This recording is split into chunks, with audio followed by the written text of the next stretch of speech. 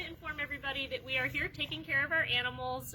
All of them are safe and sound. We are feeding, we are cleaning, we are entertaining, including crane walks with our sandhill crane here, Beaker.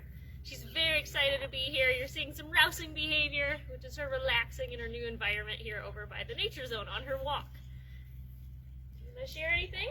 So we've been working on getting her over here, and she's experiencing quite a few new things. You might have seen her not totally sure what to do with those sidewalk tiles over there, which might not seem super exciting to us, but for an animal that doesn't experience them every day, it is a new environmental enrichment. So even just experiencing new surfaces is a really great way to make sure our animals are getting the mental stimulation that they need.